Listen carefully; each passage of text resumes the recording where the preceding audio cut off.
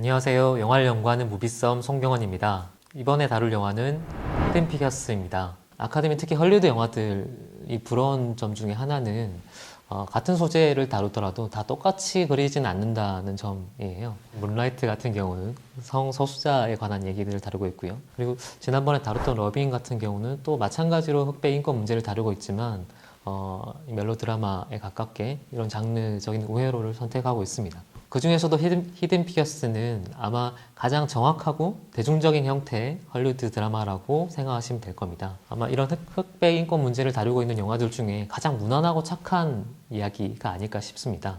이 영화의 첫 번째 포인트는 이름을 불러주는 영화입니다. 히든 피겨스는 캐릭터가 곧 주제인 영화입니다. 이 세 명의 흑인 여성들은 각자 나사에서 최초의 분야들의 어떤 문을 열었던 사람들이고요. 이 캐릭터를 어떻게 표현할 건가, 그 캐릭터가 어떤 업적을 이뤘는지를 자세히 보여주는 영화라고 할 수 있습니다.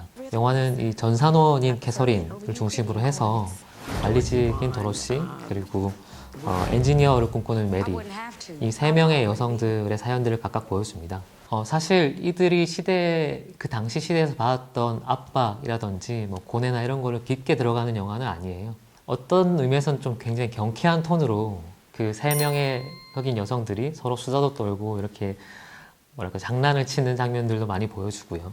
그러다 보니까 이 베이스를 깔아주는 연기들도 굉장히 연기를 폭발시킬 수 있는 아니면 깊게 들어가는 감정 연기나 이런 것들이 많지는 않습니다.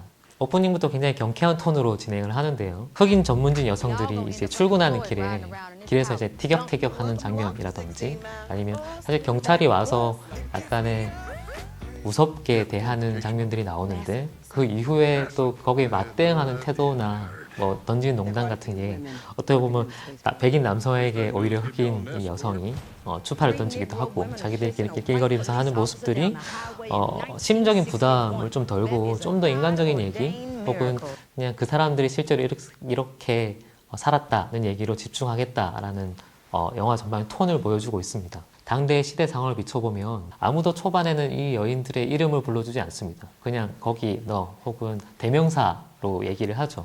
근데 결국에 후반에는 각자의 이름을 불리는 얘기라고 할 수 있고요. 이 영화에서 이름을 불러준다는 것은 상대방을 나와 똑같은 위치의 능력을 지닌 사람으로 인정해준다는 의미이기도 하죠. 또 하나 중요한 점은 이 세 명의 여성이 모두 다 전문직 여성으로서 각 분야에 처음을 발을 들인 사람이라는 거예요. 엔지니어인 메리가 그 엔지니어로 일을 하기 위해서는 자격증을 취득을 해야 되는데 그러기 위해서는 백인들만 다니는 학교에서 수업을 받아야 돼요. 백인들만 다니는 학교에 수업을 받기 위해서 법원에 이제 호소를 하는 거죠. 나도 이 수업을 듣게 해달라라고 하면서 메리가 판사를 설득하는 장면이 나와요. 그때 했던 메리의 대사가 사실 영화 전체의 어떤 가장 중요한 대사이고요.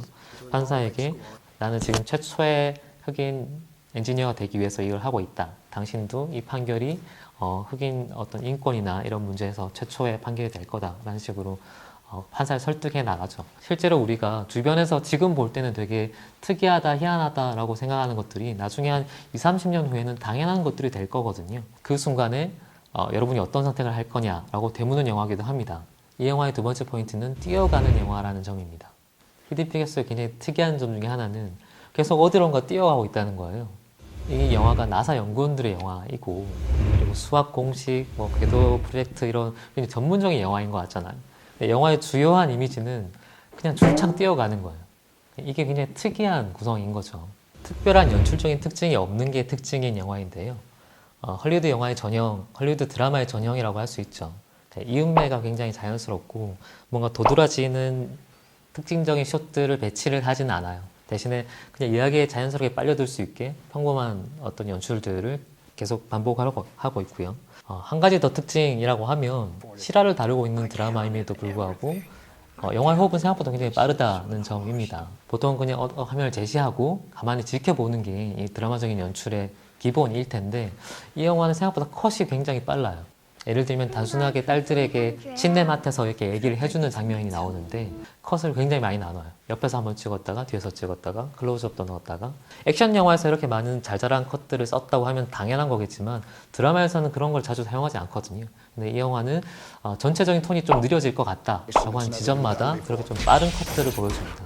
이거는 관객을 지루하지 않게 만들기 위한 어떤 연출적인 방식이라고 할 수 있죠. 그리고 또 하나 재미있는 점은 이 영화가 전반적으로는 뛰어가거나 어딘가를 이동하는 장면이 굉장히 많다는 거예요. 어디서 어디로 이동하는 영화라고 할 수 있을 정도로 끊임없이 이동하는 장면들이 나옵니다. 네, 그 이동하는 장면들의 각각의 의미 부여를 하려고 하는 건데요. 예를 들면 전반적으로 많이 나오는 숏은 수평 이동, 그러니까 인물이 화면 끝에서 끝까지 이동하는 거고요. 그리고 좀 특별한 의미 부여를 하거나 상황을 돌파해 나가는 장면에서 나오는 이동은 이 안으로 들어가는 이동들을 해요. 캐서린이라는 여자가 처음에 이 전상 그룹에 들어갔을 때 전부 백인이죠. 그리고 전부 하얀색 와이셔츠를 입고 있어요. 그 공간을 이렇게 가로질러 들어갈 때는 뭐랄까요? 섬이 이게 둥둥 떠다니는 느낌이랄까요? 어떤 시점에 고정시켜서 보여준 게 아니고 이동을 하면서 이제 이 공간 헤쳐나가고 있는 모습들을 보여주고 있는 거죠. 이 영화에서 캐서린이 갖고 있는 가장 큰 고민, 현실적인 고충 중에 하나가 여러 가지 차별도 받고 있지만 막상 자신이 쓸 화장실이 흑인 전용 화장실을 써야 되기 때문에 굉장히 멀리까지 뛰어가야 된다는 거예요. 나중에 이제 캡틴이 그 사정을 알고 나서 흑인 전용 화장실, 백인 전용 화장실 나눠져 있는 것들을 팻말을 없애요. 그래서 이 건물에서 그냥 다 같이 써라고 하는데 그 일을 하고 나서 이제 대장이 움직이는 방향은 안쪽으로 걸어 들어가요. 이런 쇼트의 배열이나 아니면 이동하는 장면들의 배열이 사실 1대1로 정확하게 계산되거나 대응하는 건 아니에요. 근데 전반적으로는 영화의 지루함을 좀 없애주기 위해서 이렇게 유독 이동하는 쇼트들을 많이 썼고 그런 거 썼을 때 결정적인 장면에서는 어떤 의미 부여들을 하려고 최대한 노력을 하고 있는 영화라고 할 수 있습니다. 이 영화의 세 번째 포인트는 대중적인 연출의 장점과 한계입니다. 이 영화의 친절한 화법을 가장 쉽게 알 수 있는 부분이 이제 반복과 변주를 하는 건데요. 똑같은 화면을 여러 번 보여줘요. 그리고 그거를 조금씩 바꾸면서 상황이 바뀌었다는 걸 드러내주는 거죠. 우리가 사실 차별을 실제로 느끼는 거는 되게 거대한 어떤 담론이나 추상적인 평등 이런 단어가 아니라 되게 현실적인 부분이잖아요. 이 영화에서도 실제로 캐서린이 겪고 있을 차별은 되게 많은 종류가 있을 텐데 화면에서 집중적으로 보여주는 거는 화장실이 멀다는 거예요. 전산원 건물에 차출돼서 왔기 때문에 원래 자기가 쓰던 건물에 있는 흑인 전용 화장실까지 가야 되는 거죠. 처음에 이 건물 오자마자 첫 위기가 발생해. 화장실을 가야 돼. 근데 화장실이 없어. 그래서 800m 떨어진 그 흑인 전용 화장실까지 가는 장면이 나와요. 가는 장면을 다 보여주는 거죠. 문을 열고 나가서 길을 뛰어가서 다른 문을 또 열고 화장실까지 앉는 장면. 그리고 돌아올 때도 똑같이 컷을 반복을 해요. 두 번째 이 화장실 가는 장면 보여줄 때는 한층 더 커진 윗길을 보여줍니다. 심지어 비까지 오는 거죠. 이 장면에서 좀 재치 있는 것 중에 하나는 러닝이라는 노래와 함께 이 장면을 보여주거든요. 그 러닝 가사가 더 이상 달리고 싶지 않아 막 이런 직접적인 가사가 나와요. 이 영화의 제작자, 공동 제작자이기도 한 이 퍼렐 윌리엄스가 직접 작곡한 노래고요. 캐서린의 심정을 그냥 노랫말로 바로 풀어주고 그리고 나서 더 이상은 이제 화장실을 멀리까지 가지 않아도 되는 상황을 만들어줘요. 이렇게 단순한 상황의 변화, 똑같은 길을 가야 되는데 그 길을 더 이상 가지 않아도 되는 상황 자체가 뭔가 차별과 장벽이 어느 정도 해소된 그 결과물을 보여주는 거죠. 히든 피겨스라는 영화가 이런 당대 50년대 차별의 시대상을 보여주는 방식이 굉장히 섬세하거나 깊이 있게 접근하지는 않습니다. 그냥 바로 보여주죠. 예를 들면 흑인들이 인권 투쟁을 하는 시위 장면을 바로 보여준다든지 혹은 흑백이 나뉜 전용 식수대를 바로 보여줘요. 그런 식으로 그냥 딱 보면 지금 차별받고 있구나 라고 하는 되게 쉽고 직관적인 이미지들을 반복적으로 보여주거든요. 이거는 뭔가 특별하게 설명하려고 하기보다는 쉽고 그냥 간단하게 전달하는 방식인 거죠. 또 한편으로는 그렇다고 너무 대중적이고 그냥 쉽게만 접근하는 건 아니에요. 간간히 이제 굉장히 재치 있거나 상징적인 장면들도 꽤 등장을 하는데요. 대표적으로 재치 있는 장면 중에 하나는 우주 비행사들이 이 나사의 처음으로 방문하는 장면들이 나옵니다. 이때 나사 직원들이 다 나와서 이제 환영해 주는 장면이 나오는데요. 이때 백인들 그룹과 흑인들 그룹이 떨어져 있어요. 떨어져 있는 걸 먼저 보여주고 이 우주 비행사들이 한 명씩 악수를 하는 장면들을 보여주죠. 이 컷의 배치가 굉장히 재미있는데요.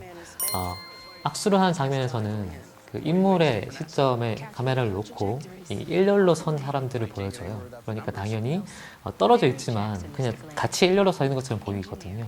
근데 이 쇼트를 만약에 반대로 했으면, 그러니까 일렬로 서 있는 것처럼 보였다가 나중에 정면으로 봤을 때는 떨어져 있다라는 사실을 드러내는 쇼트였다고 하면 정반대의 의미가 됐을 거예요.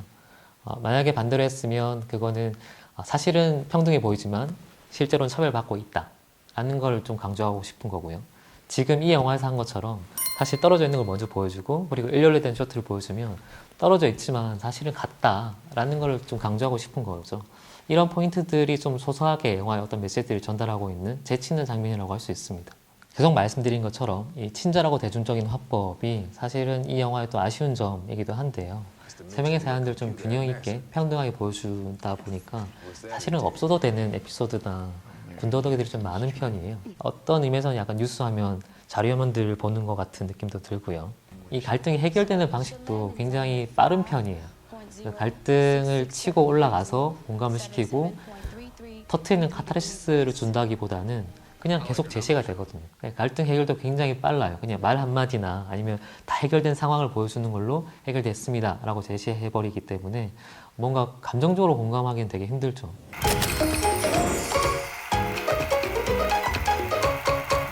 이 영화는 무난하고 대중적인 연출이 장점이자 단점인 영화이고요. 50년대 흑인 인권 문제에 대해서 이 영화만 있다고 하면 이 영화는 좀 비판을 받을 수 있을 것 같아요. 근데 다양한 색깔들의 영화가 있는 와중에 이렇게 중간을 맞춰주는 가장 평균적인 어떤 연출과 시선을 접근을 해주는 영화가 있다는 것은 다양성 측면에서 굉장히 중요한 거죠. 지금 시대 정신을 반영하고 있는 어떤 상징이 될 수도 있을 거라고 생각을 합니다. 이 영화는 몇 번을 보세요 보다는 어떤 분들이 보시면 좋겠다라고 추천하고 싶은데요. 러빙이든 문라이트든 최근에 이제 흑백 인권 문제에 대해서 다루고 있는 영화들을 다 보시고 이 영화를 확인하시면 어떤 균형을 맞출 수 있지 않을까라는 생각이 듭니다. 지금까지 영화를 연구하는 무비썸 송경호였습니다. 다음 주에 또 다른 영화로 찾아뵙겠습니다.